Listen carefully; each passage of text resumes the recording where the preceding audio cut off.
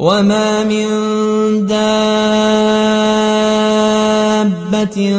في الأرض إلا على الله رزقها ويعلم مستقرها ومستودعها كل في كتاب مبين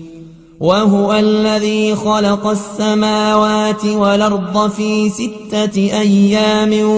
وكان عرشه على الماء ليبلوكم أيكم أحسن عملا ولئن قلت إنكم مبعوثون من بعد الموت ليقولن الذين كفروا إن هذا إلا سحر مبين ولئن أخرنا عنهم العذاب إلى أمة معدودة ليقولن ما يحبسه ألا يوم ياتيهم ليس مصروفا عنهم وحاق بهم ما كانوا به يستهزئون ولئن ذقنا الإنسان منا رحمة ثم نزعناها منه إنه ليئوس كفور ولئن ذقناه نعماء بعد ضراء مسته ليقولن ذهب السيئات عني إنه لفرح فخور إلا الذين صبروا وعملوا الصالحات أولئك لهم مغفرة وأجر كبير فلعلك تارك بعض ما يوحى إليك وضائق به صدرك أن يقولوا لولا أنزل عليه كنز أو جاء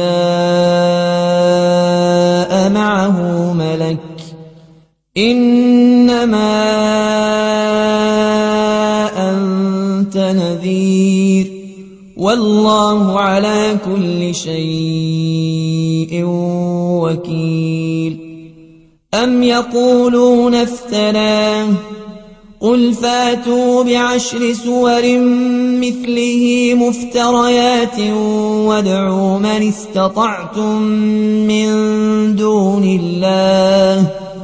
وادعوا من استطعتم من دون الله إن كنتم صادقين فإن لم يستجيبوا لكم فاعلموا أنما أنزل بعلم الله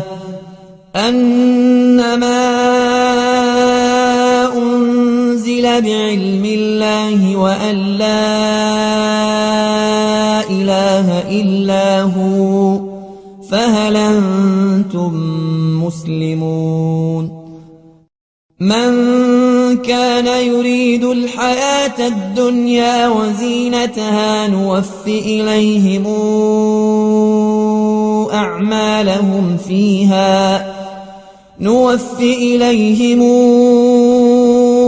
أعمالهم فيها وهم فيها لا يبخسون أولئك الذين ليس لهم في الآخرة إلا النار وحبط ما صنعوا فيها وباطل ما كانوا يعملون أفمن كان على بينة من ربه ويتلوه شاهد منه ومن قبله كتاب موسى إماما ورحمة أولئك يؤمنون به ومن يكفر به من الأحزاب فالنار موعده فلا تك في مرية منه إنه الحق من ربك ولكن أكثر الناس لا يؤمنون ومن أظلم ممن افترى على الله كذبا أولئك يعرضون على ربهم ويقول الأشهاد هؤلاء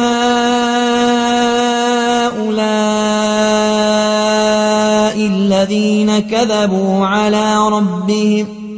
ألا لعنة الله على الظالمين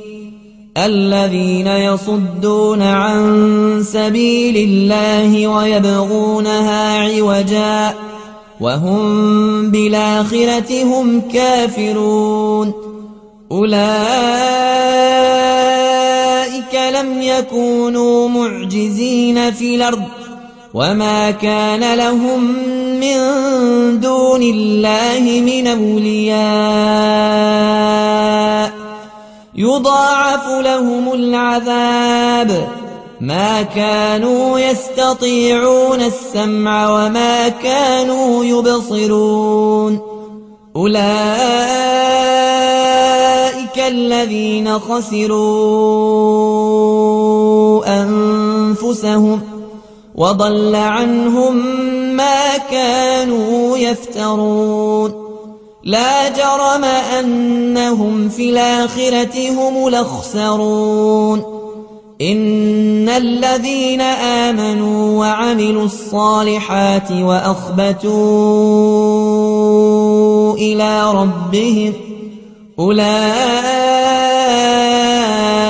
أصحاب الجنة هم فيها خالدون مثل الفريقين كالأعمى والأصم والبصير والسميع هل يستويان مثلا أفلا تذكرون ولقد أرسلنا نوحا إلى قومه إني لكم نذير مبين ألا تعبدوا إلا الله إني أخاف عليكم عذاب يوم أليم فقال الملأ الذين كفروا من قومه ما نراك إلا بشرا مثلنا وما نراك اتبعك إلا الذين هم أراذلنا بادي الرأي وما نرى لكم علينا من فضل بل نظنكم كاذبين قال يا قوم أرأيتم إن كنت على بينة من ربي وآتاني رحمة من عنده فعميت عليكم أنلزمكموها وأنتم لها كارهون ويا قوم لا أسألكم عليه مالا نجري إلا على الله وما أنا بطارد الذين آمنوا إنهم ملاقو ربهم ولكني أراكم قوما تجهلون ويا قوم من ينصرني من الله إن طردتهم أفلا تذكرون ولا أقول لكم عندي خزائن الله ولا أعلم الغيب ولا أقول ولا أقول للذين تزدري أعينكم لن يؤتيهم الله خيرا الله أعلم بما في أنفسهم إني إذا لمن الظالمين قالوا يا نوح قد جادلتنا فأكثرت جدالنا فاتنا بما تعدنا إن كنت من الصادقين قال إنما ياتيكم به الله إن شاء وما أنتم بمعجزين ولا ينفعكم نصحي إن أردت أن أنصح لكم إن كان الله يريد أن يغويكم هو ربكم وإليه ترجعون أم يقولون افتراه قل إن افتريته فعلي إجرامي وأنا بريء مما تجرمون وأوحي إلى نوح أنه لن يؤمن من قومك إلا من قد آمن فلا تبتئس بما كانوا يفعلون واصنع الفلك بأعيننا ووحينا ولا تخاطبني في الذين ظلموا إنهم مغرقون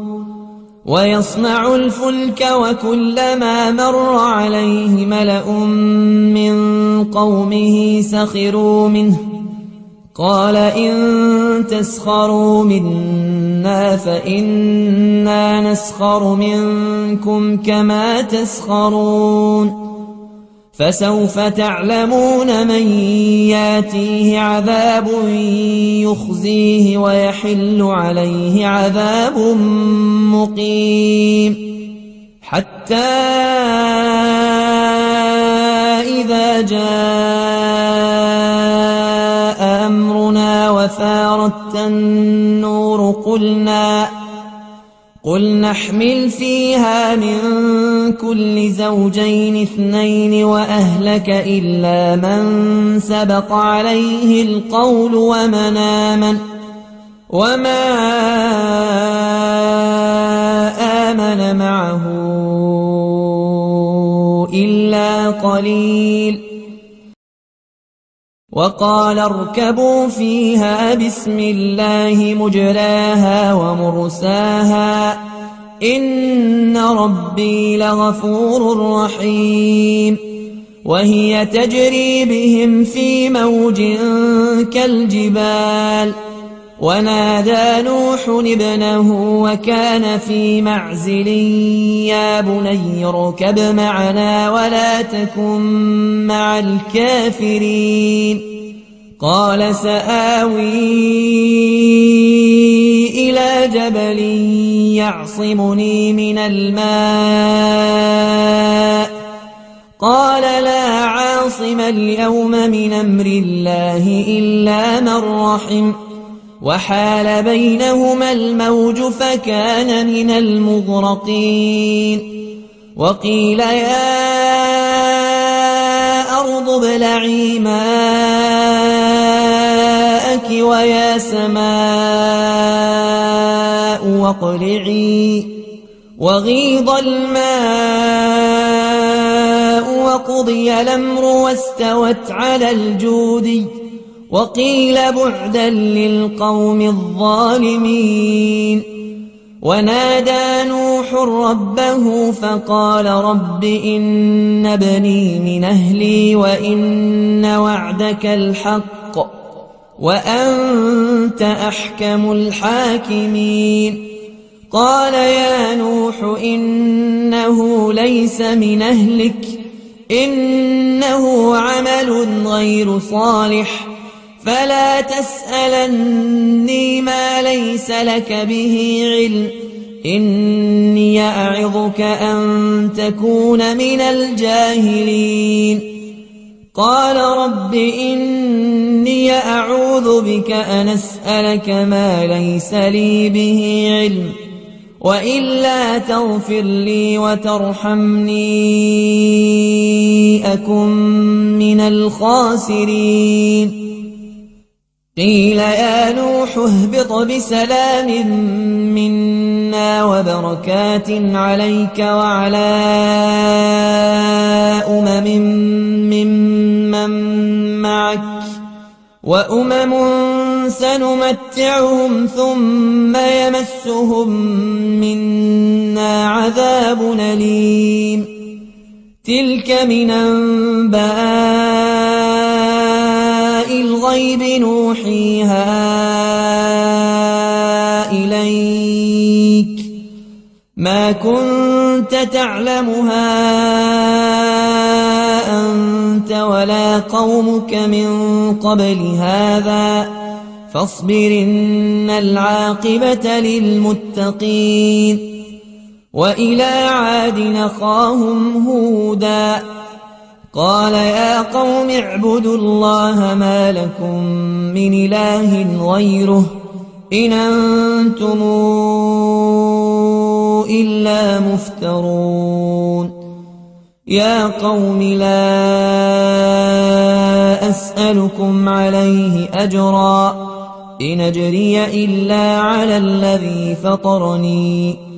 أفلا تعقلون ويا قوم استغفروا ربكم ثم توبوا إليه يرسل السماء عليكم مدرارا ويزدكم قوة إلى قوتكم ولا تتولوا مجرمين قالوا يا هود ما جئتنا ببينة وما نحن بتاركي آلهتنا عن قولك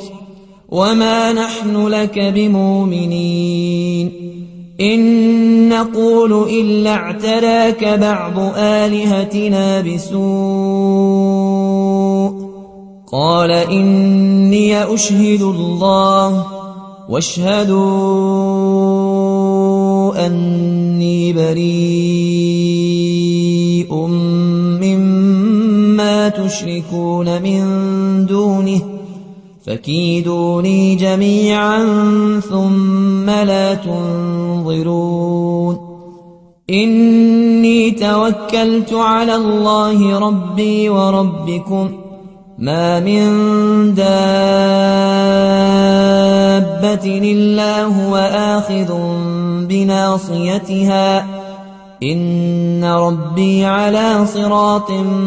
مستقيم فإن تولوا فقد بلغتكم ما أرسلت به إليكم ويستخلف ربي قوما غيركم ولا تضرونه شيئا إن ربي على كل شيء حفيظ ولما جاء أمرنا نجينا هودا والذين آمنوا معه برحمة منا ونجيناهم من عذاب غليظ وتلك عاد جحدوا بآيات ربهم وعصوا رسله واتبعوا أمر كل جبار عنيد وأتبعوا في هذه الدنيا لعنة ويوم القيامة ألا إن عادا كفروا ربهم ألا بعدا لعاد قوم هود وإلى ثمود أخاهم صالحا قال يا قوم اعبدوا الله ما لكم من إله غيره هو أنشأكم من الأرض واستعمركم فيها فاستغفروه ثم توبوا إليه إن ربي قريب مجيب. قالوا يا صالح قد كنت فينا مرجوا قبل هذا أتنهانا أن نعبد ما يعبد آباؤنا وإننا لفي شك مما تدعونا إليه مريب. قال يا قوم أرأيتم إن كنت على بينة من ربي وآتاني منه رحمة فمن ينصرني من الله إن عصيته فما تزيدونني غير تخسير. ويا قوم هذه ناقة الله لكم آية فذروها تاكل في أرض الله ولا تمسوها بسوء فياخذكم عذاب قريب. فعقروها فقال تمتعوا في داركم 3 أيام ذلك وعد غير مكذوب. فلما جاء أمرنا نجينا صالحا والذين آمنوا معه برحمة منا ومن خزي يومئذ إن ربك هو القوي العزيز. وأخذ الذين ظلموا الصيحة فأصبحوا في ديارهم جاثمين كأن لم يغنوا فيها ألا إن ثمودا كفروا ربهم ألا بعدا لثمود. ولقد جاءت رسلنا إبراهيم بالبشرى قالوا سلاما قال سلام فما لبث أن جاء بعجل حنيذ. فلما رأى أيديهم لا تصل إليه نكرهم وأوجس منهم خيفة قالوا لا تخف إنا أرسلنا إلى قوم لوط وامرأته قائمة فضحكت فبشرناها بإسحاق ومن وراء إسحاق يعقوب. قالت يا ويلتى آلد وأنا عجوز وهذا بعلي شيخا إن هذا لشيء عجيب.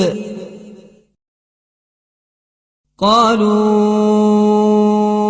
أتعجبين من أمر الله رحمة الله وبركاته عليكم أهل البيت إنه حميد مجيد. فلما ذهب عن إبراهيم الروع وجاءته البشرى يجادلنا في قوم لوط إن إبراهيم لحليم أواه منيب. يا إبراهيم أعرض عن هذا إنه قد جاء أمر ربك وإنهم آتيهم عذاب غير مردود ولما جاءت رسلنا لوطا سيء بهم وضاق بهم ذرعا وقال هذا يوم عصيب وجاءه قومه يهرعون إليه ومن قبل كانوا يعملون السيئات قال يا قوم هؤلاء بناتي هن أطهر لكم فاتقوا الله ولا تخزون في ضيفي أليس منكم رجل رشيد قالوا لقد علمت ما لنا في بناتك من حق وإنك لتعلم ما نريد قال لو أن لي بكم قوة نواوي إلى ركن شديد قالوا يا لوط إنا رسل ربك لن يصلوا إليك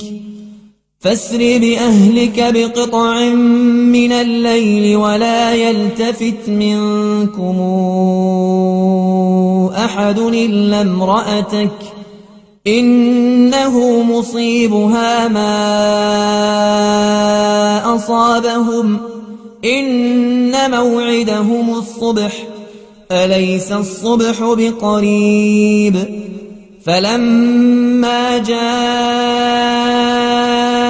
أمرنا جعلنا عاليها سافلها وأمطرنا عليها حجارة من سجيل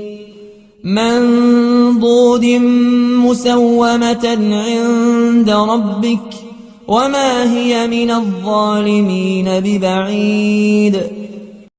وإلى مدين أخاهم شعيبا قال يا قوم اعبدوا الله ما لكم من إله غيره ولا تنقصوا المكيال والميزان إني أراكم بخير وإني أخاف عليكم عذاب يوم محيط ويا قوم أوفوا المكيال والميزان بالقسط ولا تبخسوا الناس أشياءهم ولا تعثوا في الأرض مفسدين بقية الله خير لكم إن كنتم مؤمنين وما أنا عليكم بحفيظ قالوا يا شعيب أصلواتك تامرك أن نترك ما يعبد آباؤنا أو أن نفعل في أموالنا ما نشاء إنك لأنت الحليم الرشيد قال يا قوم أرأيتم إن كنت على بينة من ربي ورزقني منه رزقا حسنا وما أريد أن أخالفكم إلى ما أنهاكم عنه إن أريد إلا الإصلاح ما استطعت وما توفيقي إلا بالله عليه توكلت وإليه أنيب ويا قوم لا يجرمنكم شقاقي أن يصيبكم مثل ما أصاب قوم نوح أو قوم هود أو قوم صالح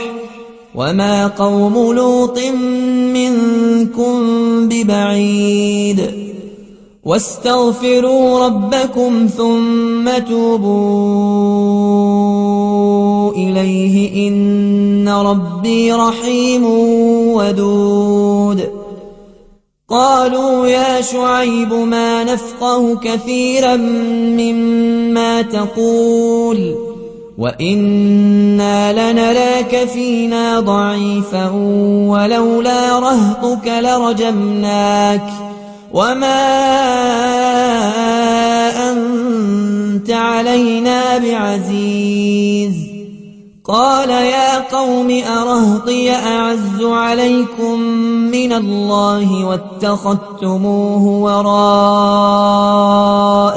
ظهريا إن ربي بما تعملون محيط ويا قوم اعملوا على مكانتكم إني عامل سوف تعلمون من ياتيه عذاب يخزيه ومن هو كاذب وارتقبوا إني معكم رقيب ولما جاء أمرنا نجينا شعيبا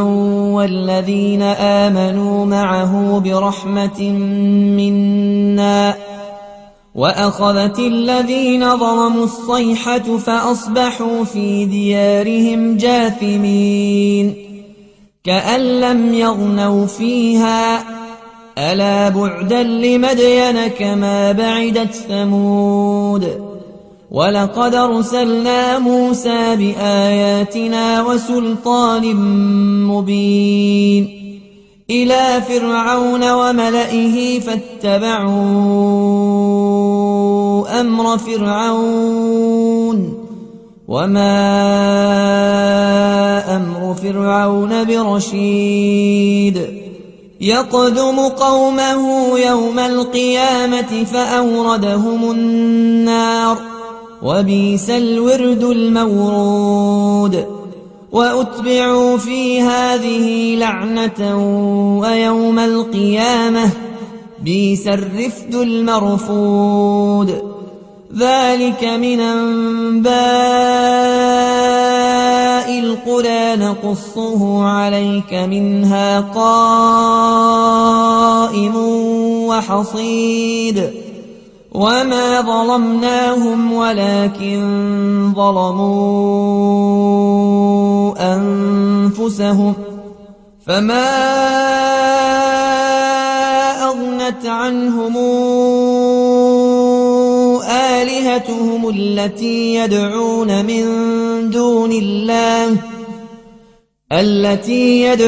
من دون الله من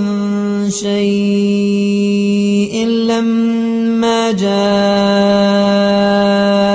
أمر ربك وما زادوهم غير تتبيب وكذلك أخذ ربك إذا أخذ القرى وهي ظالمة إن أخذه أليم شديد إن في ذلك لآية لمن خاف عذاب الآخرة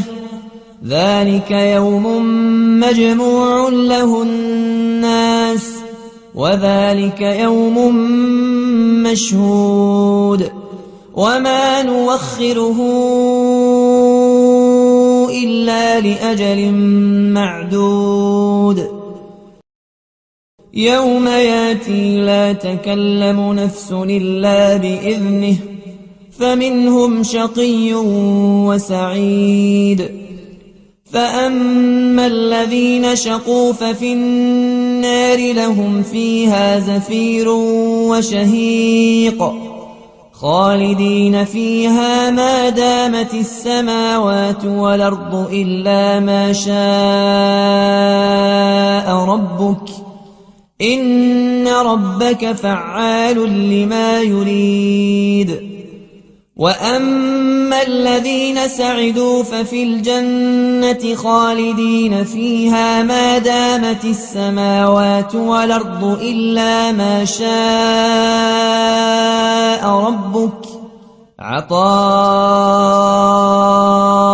غير مجذوذ فلا تك في مرية مما يعبد هؤلاء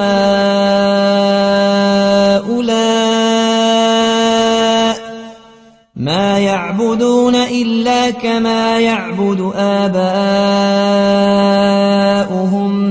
من قبل وإنا لموفوهم نصيبهم غير منقوص ولقد آتينا موسى الكتاب فاختلف فيه ولولا كلمة سبقت من ربك لقضي بينهم وإنهم لفي شك منه مريب وإن كلا لما ليوفينهم ربك أعمالهم إنه بما يعملون خبير فاستقم كما أمرت ومن تاب معك ولا تطغوا إنه بما تعملون بصير ولا تركنوا إلى الذين ظلموا فتمسكم النار وما لكم من دون الله من أولياء ثم لا تنصرون وأقم الصلاة طرفي النهار وزلفا من الليل إن الحسنات يذهبن السيئات ذلك ذكرى للذاكرين واصبر فإن الله لا يضيع أجر المحسنين فلولا كان من القرون من قبلكم أولو بقية ينهون عن الفساد في الأرض إلا قليلا ممن أنجينا منهم واتبع الذين ظلموا ما أترفوا فيه وكانوا مجرمين وما كان ربك ليهلك القرى بظلم وأهلها مصلحون ولو شاء ربك لجعل الناس أمة واحدة ولا يزالون مختلفين إلا من رحم ربك ولذلك خلقهم وتمت كلمة ربك لأملأن جهنم من الجنة والناس أجمعين وكلا نقص عليك من أنباء الرسل ما نثبت به فؤادك وجاءك في هذه الحق وموعظة وذكرى للمؤمنين وقل للذين لا يؤمنون اعملوا على مكانتكم إنا عاملون وانتظروا إنا منتظرون ولله غيب السماوات والأرض وإليه يرجع الأمر كله فاعبده وتوكل عليه وما ربك بغافل عما تعملون بسم الله الرحمن الرحيم ألف لام را تلك آيات الكتاب المبين إنا أنزلناه قرآنا عربيا لعلكم تعقلون نحن نقص عليك أحسن القصص بما أوحينا إليك هذا القرآن وإن كنت من قبله لمن الغافلين إذ قال يوسف لأبيه يا أبت إني رأيت 11 كوكبا والشمس والقمر رأيتهم لي ساجدين قال يا بني لا تقصص رؤياك على إخوتك فيكيدوا لك كيدا إن الشيطان للإنسان عدو مبين وكذلك يجتبيك ربك ويعلمك من تاويل الأحاديث ويتم نعمته عليك وعلى آل يعقوب كما أتمها على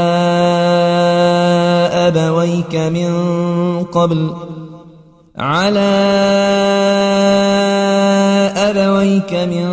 قبل إبراهيم وإسحاق إن ربك عليم حكيم لقد كان في يوسف وإخوته آيات للسائلين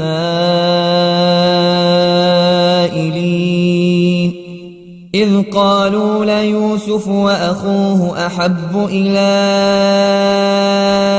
أبينا منا ونحن عصبة إن أبانا لفي ضلال مبين اقتلوا يوسف أو اطرحوه أرضا يخل لكم وجه أبيكم وتكونوا من بعده قوما صالحين قال قائل منهم لا تقتلوا يوسف وألقوه في غيابات الجب يلتقطه بعض السيارة إن كنتم فاعلين قالوا يا أبانا ما لك لا تامنا على يوسف وإنا له لناصحون أرسله معنا غدا يرتع ويلعب وإنا له لحافظون قال إني ليحزنني أن تذهبوا به وأخاف أن يأكله الذئب وأنتم عنه غافلون قالوا لئن أكله الذئب ونحن عصبة إنا إذا لخاسرون فلما ذهبوا به وأجمعوا أن يجعلوه في غيابات الجب وأوحينا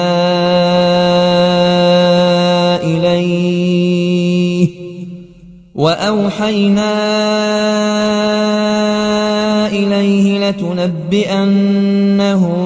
بأمرهم هذا وهم لا يشعرون وجاءوا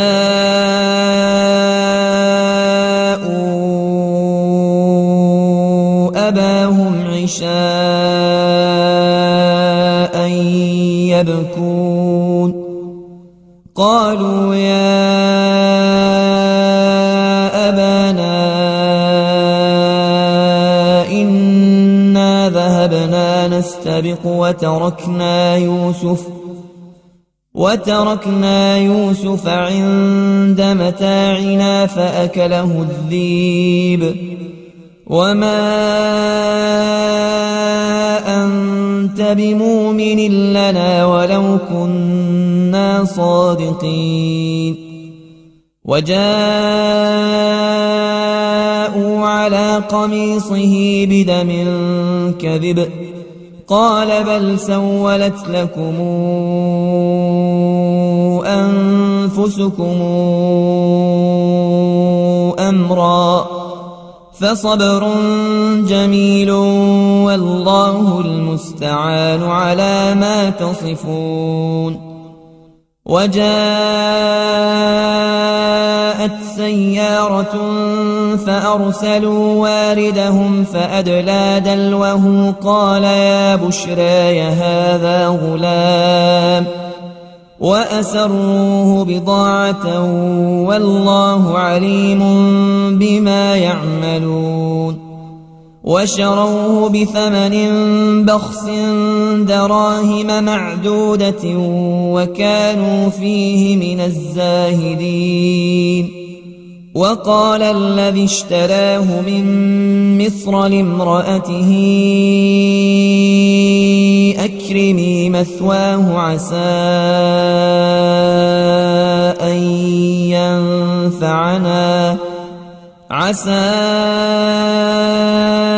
أن ينفعنا أو نتخذه ولدا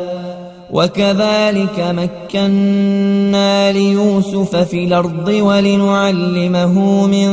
تاويل الأحاديث والله غالب على أمره ولكن أكثر الناس لا يعلمون ولما بلغ أشده آتيناه حكما وعلما وكذلك نجزي المحسنين وراودته التي هو في بيتها عن نفسه وغلقت الأبواب وقالت هيت لك قال معاذ الله إنه ربي أحسن مثواي إنه لا يفلح الظالمون ولقد همت به وهم بها لولا أن رأى برهان ربه كذلك لنصرف عنه السوء والفحشاء إنه من عبادنا المخلصين واستبق الباب وقدت قميصه من دبر وألف يا سيدها لدى الباب قالت ما جزاء من أراد بأهلك سوءا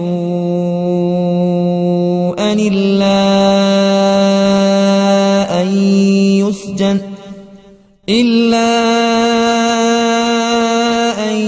يسجن أو عذاب أليم قال هي راودتني عن نفسي وشهد شاهد من أهلها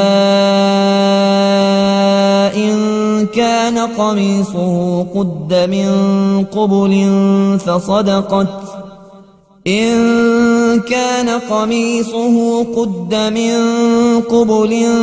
فصدقت وهو من الكاذبين وإن كان قميصه قد من دبر فكذبت وهو من الصادقين فلما رأى قميصه قد من دبر قال إنه من كيدكن إن كيدكن عظيم يوسف أعرض عن هذا واستغفري لذنبك إنك كنت من الخاطئين وقال نسوة في المدينة امرأة العزيز تراود فتاها عن نفسه قد شغفها حبا إنا لنراها في ضلال مبين فلما سمعت بمكرهن أرسلت إليهن وأعتدت لهن وأعتدت لهن متكأ وآتت كل واحدة منهن سكينا وقالت اخرج عليهن فلما رأينه أكبرنه وقطعن أيديهن وقلن حاش لله ما هذا بشرا إن هذا إلا ملك كريم قالت فذلكن الذي لمتنني فيه ولقد راودته عن نفسه فاستعصم ولئن لم يفعل ما آمره ليسجنن وليكونن من الصاغرين قال رب السجن أحب إلي مما يدعونني إليه وإلا تصرف عني كيدهن أصب إليهن وأكن من الجاهلين فاستجاب له ربه فصرف عنه كيدهن إنه هو السميع العليم ثم بدا لهم من بعد ما رأوا الآيات ليسجننه حتى حين ودخل معه السجن فتيان قال أحدهما إني أراني أعصر خمرا وقال الآخر إني أراني أحمل فوق رأسي خبزا تاكل الطير منه نبئنا بتاويله إنا نراك من المحسنين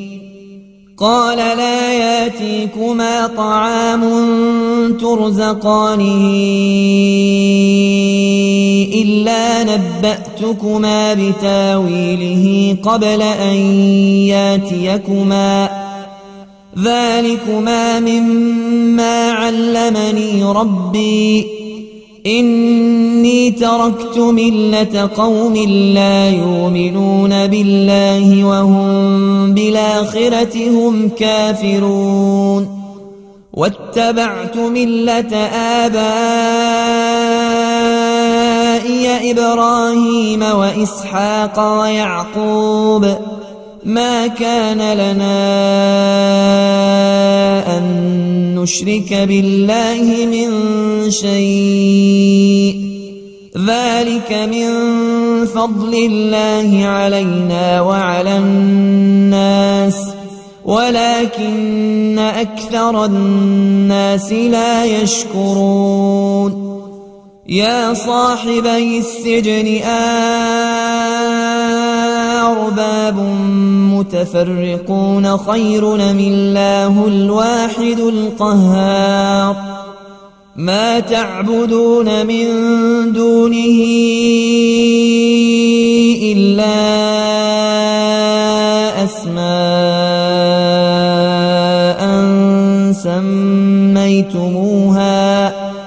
سميتموها أنتم وآباؤكم ما أنزل الله بها من سلطان إن الحكم إلا لله أمر ألا تعبدوا إلا إياه ذلك الدين القيم ولكن أكثر الناس لا يعلمون يا صاحبي السجن أما أحدكما فيسقي ربه خمرا وأما الآخر فيصلب فتاكل الطير من رأسه قضي الأمر الذي فيه تستفتيان وقال للذي ظن أنه ناج منه اذكرني عند ربك فأنساه الشيطان ذكر ربه فلبث في السجن 10 سنين. وقال الملك إني أرى 7 بقرات سمان يأكلهن 7 عجاف و7 سنبلات خضر وأخر يابسات يا أيها الملأ وافتوني في رؤياي إن كنتم للرؤيا تعبرون. قالوا أضغاث أحلام وما نحن بتاويل الأحلام بعالمين. وقال الذي نجا منهما وادكر بعد أمتنا أنبئكم بتاويله فأرسلون. يوسف أيها الصديق أفتنا في 7 بقرات سمان يأكلهن 7 عجاف و7 سنبلات خضر وأخر يابسات لعلي أرجع إلى الناس لعلهم يعلمون. قال تزرعون 7 سنين دأبا فما حصدتم فذروه في سنبله إلا قليلا مما تأكلون. ثم يأتي من بعد ذلك 7 شداد يأكلن ما قدمتم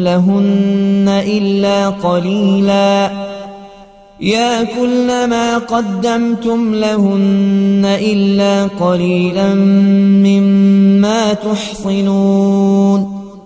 ثم يأتي من بعد ذلك عام فيه يغاث الناس وفيه يعصرون. وقال الملك ائتوني به فلما جاءه الرسول قال ارجع إلى ربك فاسأله ما بال النسوة اللاتي قطعن أيديهن إن ربي بكيدهن عليم. قال ما خطبكن إذ راوتن يوسف عن نفسه قلن حاش لله ما علمنا عليه من سوء. قالت امرأة العزيز لا نحصحص الحق أنا راودته عن نفسه وإنه لمن الصادقين. ذلك ليعلم أني لم أخنه بالغيب وأن الله لا يهدي كيد الخائنين.